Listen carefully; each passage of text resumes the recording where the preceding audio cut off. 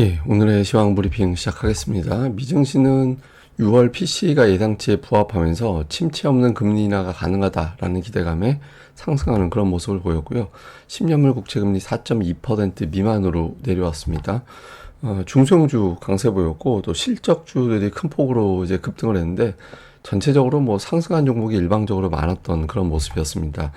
한국 관련 지표는 MSCI 한국 지수가 1.5% 이상 올랐고 야간 선물도 0.6% 올라가서 주초에 우리 증시가 상승 출발할 수 있는 그런 흐름을 만들어 놨다 이렇게 봐야겠습니다. 3대 지수 전부 다 올랐고요. 그러니까 다우가 더 올랐고 나스닥이 그래도 1% 정도 올라갔습니다. 그리고 러셀 2000 지수는 1.67. 근데 특이한 건 대형주들 상승폭이 그렇게 크지 않았거든요. 그러니까 메타가 2.7% 올라가긴 했지만 뭐 알파벳이나 일라일릴리 테슬라는 하락했거든요. 근데 이럼에도 불구하고 3대 지수가 전부 다 1% 이상 올라갔다라는 건 나머지 종목군들이 대체로 다 강했다. 실제로 뭐 한 80% 정도 되는 종목군들이 상승했거든요. 그래서 증시 전반적인 어떤 상승 흐름이 만들어졌다. 이런 것들을 보여주는 대목이죠. 그리고 계절적으로도 제가 뭐 이거는 계속 보여드리는 차트인데 미국은 7월 들어서 보통 한 17일 정도 넘어가면 좀 하락했다가 24일 정도 전후되면 다시 상승하는 경향이 있다. 근데 일단 이 데이터대로 움직이고 있거든요. 근데 제가 이 데이터를 보여드리는 이유는 뭐냐면 이렇게 될 겁니다라는 걸 단정해서 보여드리는 게 아니라 이런 통계가 있는데 여기에서 어긋나면 우리가 모르는 대단한 어떤 재료가 숨어 있는 거다. 이렇게 우리가 해석할 수 있는 거거든요. 일단은 엄청난 우리가 모르는 대단한 악재가 있는 것 같지는 않다. 뭐 이렇게 우리가 추정이 되는 거죠.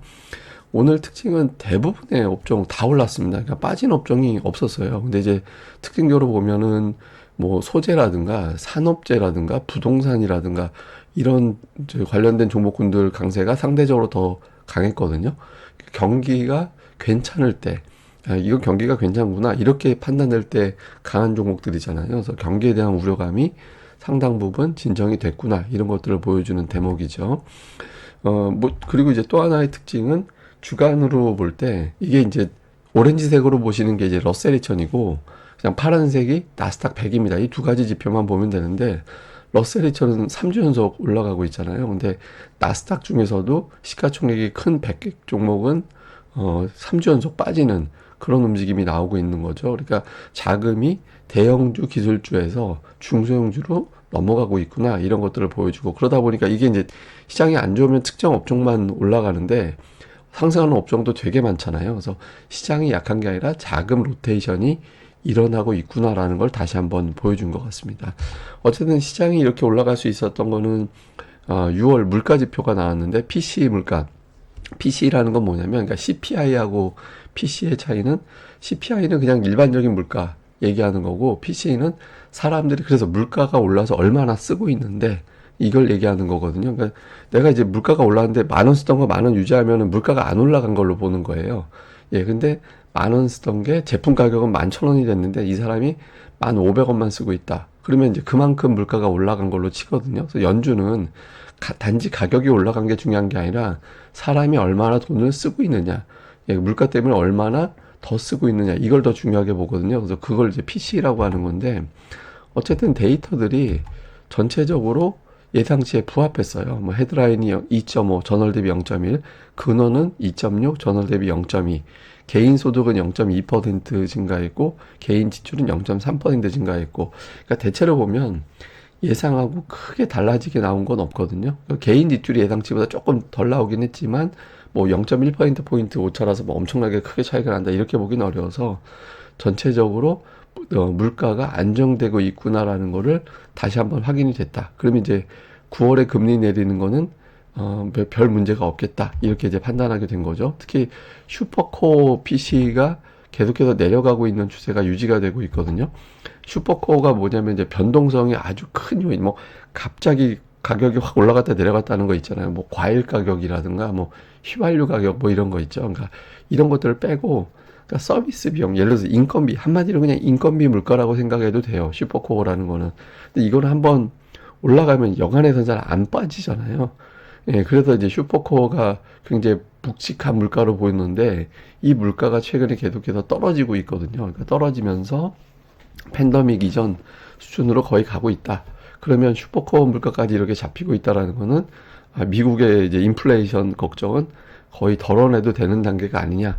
그러니까 이렇게 이제 보는 거거든요. 그래서 금리가 이제 빠지면서 9월의 금리 인하는 거의 자신감을 갖게 되는 그런 상황이 됐고, 특히 이제 예를 들어서 2년물은 빠지고 30년물이 올라간다 이래 버리면 경기 침체 걱정이 돼서 금리가 내리는 거야 이렇게 생각을 하는데, 2년물, 10년물, 30년물 다 빠졌거든요. 그래서 그러면 이제 물가가 잡혀서 금리가 내리는 거네 이렇게 판단을 하게 된 거죠. 그래서 여기서 표기되는 건 4.2%로 표기되지만 실제로는 4.19% 이제까지 내렸습니다. 그래서 국채금리가 빠졌다라는 점이 다행이고, 그럼 국채금리 빠진 게, 그리고 경기 침체 우려 덜어둔 게 왜 중요한데, 어제 제가 보여드린 차트죠.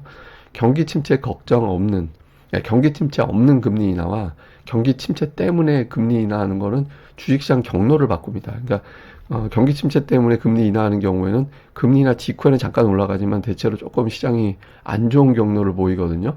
그런데 침체 없이 이거 침체 이렇게 가다가 침체될 수도 있으니까 미리 금리 인하해 이래 버리면 증시는 그 금리 인하 직전에는 조금 부진한 모습이 보이긴 하지만 결과적으로 그 이후에는 계속 올라가는 그런 경로를 보이거든요. 그래서 이게 투자자들에게는 굉장히 중요한 대목이죠. 근데 이번 주에 미국의 GDP가 잘 나오고 PCE도 잘 나오면서 침체 없는 금리 인하구나 이렇게 판단하게 되고, 이게 이제 오늘 지수 상승을 이끌었다 이렇게 해석도 되는 것 같습니다. 특징주로는 3M이 오늘 실적 잘 나오면서 23% 급등했는데 1972년 이후에 최대폭이래요. 하루 상승폭으로는. 어마어마한 어떤 급등이 이제 나왔고, 다음에 이제 데커 아웃도어라는 거는 이제 호카라는 어떤 신발, 저는 잘 몰랐는데 미국에서 뭐 나이키 이런 거보다 이제 호카 신는 사람이 그렇게 많아지고 있대요. 그래서 어쨌든 이제 실적이 잘 나오고 있구나라고 이제 평가가 되면서, 또 그동안 좀 추세가 안 좋았는데 이제 상승으로 돌아섰고, 이제 반면에 이제 구글은 좀 부진합니다. 그러니까 알파벳은 이번 주에 이제 좀 부진한 게, 하여튼 뭐 유튜브 광고 수익 관련된 해석도 좀 있긴 하지만, 전체적으로는 AI에 대한 어떤 투자, AI에 대해서 돈을 되게 많이 쓰는데 그게 성과가 과연 나오는 게 맞나? 단기적으로 안 나오는데 주가가 너무 앞서간 건가? 이런 부담이 좀 있고, 그런 부담에 상징적인 종목이 구글이 됐다라는 거죠. 그래서 어쨌든 알파벳이 다음 주에 좀 돌아서느냐 여부가 이제 시장에서는 기준으로, 이 우려가 해소가 됐다라는 기준으로 바뀐다 이렇게 보면 될 것 같고요. 또 상대적으로 부진했던 게 이제 반도체 지수였는데 오늘 올랐습니다. 그러니까 장중에 더 많이 올라가기도 했었거든요. 그러니까 더 많이 올라갔다가 상승폭이 조금 둔화되긴 했지만, 그래도 마이크론 테크놀로지가 2% 가까이 올랐고, 주요 반도체, 그러니까 아주 그 시가총액이 큰 반도체주는 조금 상승폭이 둔했지만 중소형 반도체주는 그래도 좀 괜찮게 올라가는 모습을 보였거든요. 그래서 주초에 우리 증시에는 좀 긍정적인 메시지가 나온 측면도 있다 이렇게 봐야겠습니다. 증시 관련된 코멘트 정리해보면, 크리스 자카렐리 같은 사람은 그러니까 긴축이 지속이 됐고 여기에 따른 성장 우려가 있었는데, 이제는 연준이 적당하게 금리 잘 내려주면, 적절하게 대응해주면 경제 확장이 지속될 수 있다라는 믿음이 생겼다.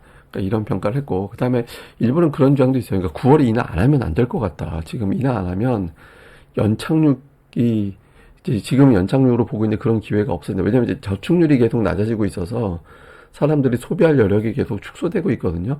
그러면은 여기서 금리를 내려주면 이 비용 부담을 줄여주니까 그걸 커버해 줄 수 있잖아요. 그럼 경제가 유지가 될 수 있는데, 이게 인하 안 하면 안 될 것 같은데, 이런 분위기가 계속 만들어지게 된 거죠. 그리고 데이비 러셀 같은 경우는 이제 인플레이션이라든가 금리에 대한 걱정을 덜고 기업들의 수익에 집중해도 되는 시기가 됐다. 이제 금리, 인플레이션, 빠이빠이, 그리고 이제 수익 집중 이런 쪽으로 가야 되는 시기, 이렇게 이야기를 하고 있고, 그리고 최근에 이제 조정에 대해서도 그 과도한 버블을 태운 효과가 있다. 그러니까 버블이 어느 정도 태워졌기 때문에 오히려 이제 가벼워져서 주가가 다시 올라갈 수 있는 여건이 됐다. 그러니까 이런 쪽으로 해석하는 쪽도 있었습니다.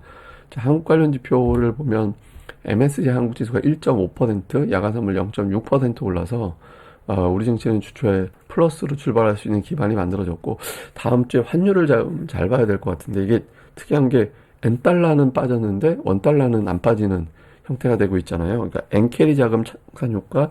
근데 이게 엔캐리 자금 청산 효과가 미국에도 빅테크 빠지게 하고 우리나라 대형주 매도하게 하고 뭐 이런 현상 초래했다 이런 분석도 있거든요. 그래서 다음 주에 이제 엔달러 환율이 진정이 되느냐 하락하는 게 이것도 되게 관전 포인트인 것 같아요. 그럼 이제 엔캐리가 이제 그러니까 엔캐리라는 건 이겁니다. 그러니까 미국에 투자했던 자금 또는 다른 데 투자했던 자금이 다시 넘어가는 거. 이제 투자했던 자금 회수 그만 투자하고 그냥 가져갈 거야.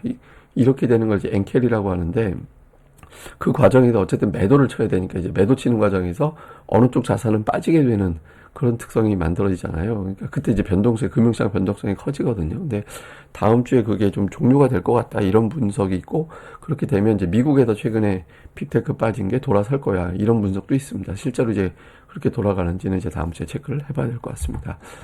자, 뭐, 국채금리 빠졌고, 여기에 대해서 이제 외국인들 지금 선물 둘 다 별로 안 좋게 매매했잖아요. 좀 변화가 생기는지. 그 다음에 AI 관련된 투자 우려가 한동안 이어졌는데 좀 주춤하고 있거든요. 알파벳이 약보합이긴 했지만 또 하나의 어떤 AI 관련돼서 부진했던 메타는 오늘 또 제법 올랐거든요. 그래서 이런 우려가 좀 주춤하게 된 건지 재부각이 되는지. 그리고 어쨌든 투자들은 이제 9월 인하를 단정하고 심지어는 7월에 인하할지도 몰라 이런 주장도 있어요. 근데 어쨌든 9월 인하를 근데 이게 너무 단정이 되면 기대감이 또 없어지게 되고 안 하면 이상해지는 또 이제 역효과도 좀 있거든요. 근데 어쨌든 9월 인하가 어떤 이유로 되느냐.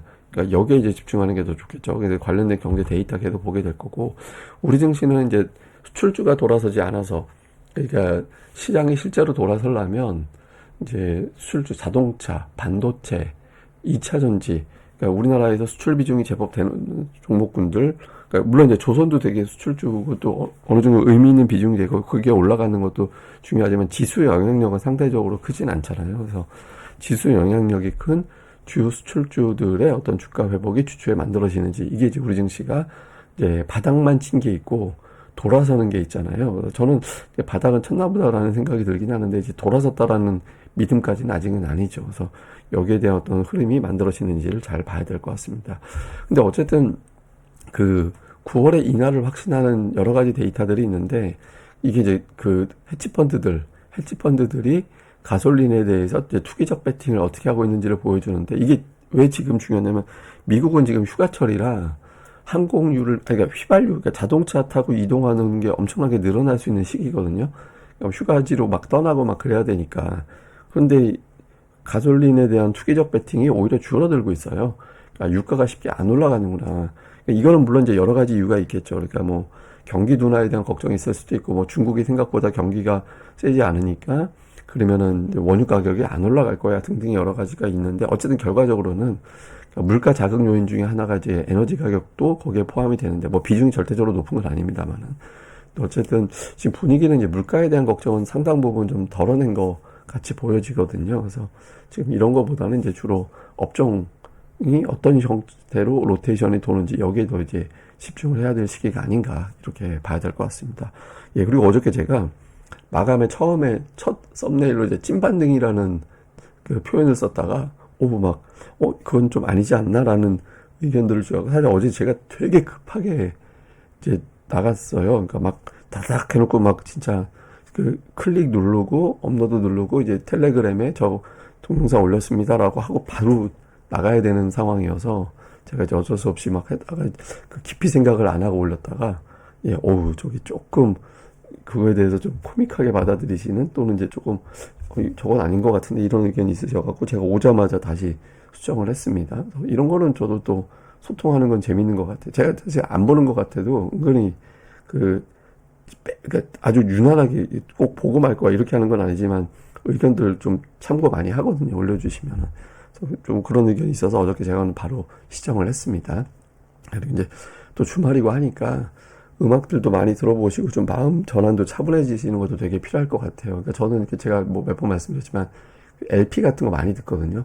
그리고 제가 모으는 LP가 최근에 뭐가 있냐면 주요 가수들 1집. 그러니까 뭐 예를 들어서 옛날 가수들 중에 뭐 조정현, 뭐 신미신, 변진섭 이런 분들 있잖아요. 이런 분 이승환 이런 분들 1집을 쫙 사들이는 게 있고 다음에 또 어떤 때는 특정한 작곡가 뭐 김성호, 오태호 뭐 이런 분들 작곡가들이 만든 앨범 그러니까 이런 것들도 쭉 사들이고 뭐 그런 걸 해요. 그러니까 뭐 제가 이제 그때 음악을 들으시라는 게 아니라 그렇게 이제 어느 정도 이렇게 음악 그런 식으로 들어보면 마음이 또 진정되고 그런 게 있거든요. 그러니까 여러분들도 주말에 또 그런 것도 해보셨으면 좋을 것 같습니다. 예, 그럼 또 저는 다음에 뵙겠습니다. 이 방송 구독하기 그리고 좋아요 꼭 부탁드립니다. 감사합니다.